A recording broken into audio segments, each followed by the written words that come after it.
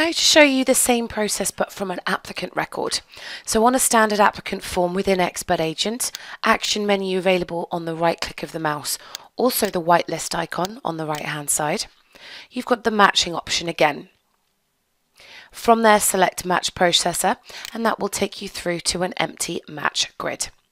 Once again, this grid should always be empty and check whether it says there are no records to display down at the bottom.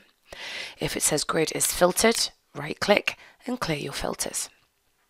On the action menu for the match grid of the applicant, you've got the option to run a new match and down at the bottom add a property.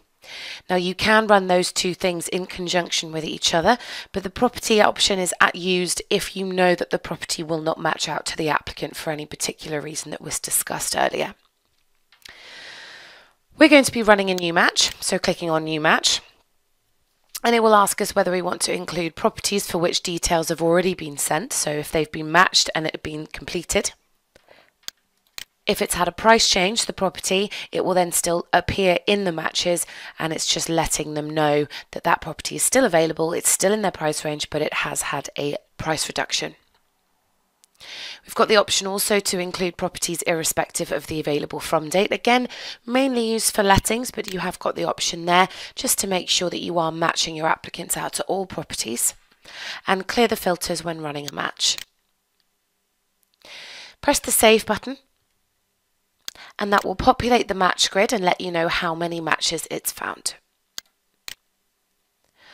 Opening up the tooltip up at the top,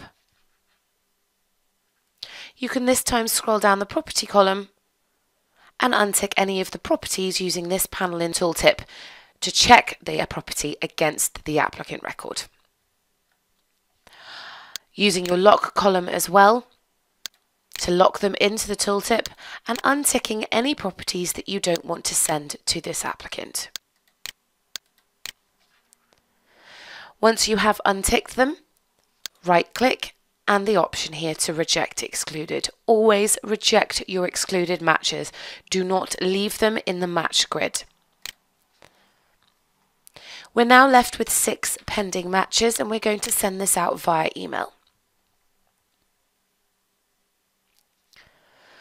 Alright, so clicking on the send email option, we get the same match email, the generic match email text appear, but this is going to a single applicant, so we can be a little bit more personal, either in the subject or within the body of the email. So property match for Mr. Levitt. Mark matches as complete and exclude upon completion.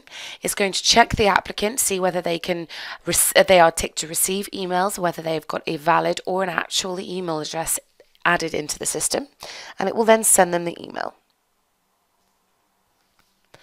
Press the Save button, and unlike with a property record, it will either send all or none. When matching from a property and sending the email, it may send some of them, it may not send all of them. That's because it is sending to individual applicants, to multiple individual applicants. You are now sending to a single applicant, multiple properties. So it will either all go or none of them will go. Luckily this one has all gone and it has actually only sent out 1 email at this point, not 6. Okay, 1 email with 6 matches in the email. Press the OK button. Our match grid is clear. There are no records to display. We haven't cleared any filter, or we haven't needed to clear any filters. We haven't left any pending matches in the match grid. So we can close down the applicant match grid.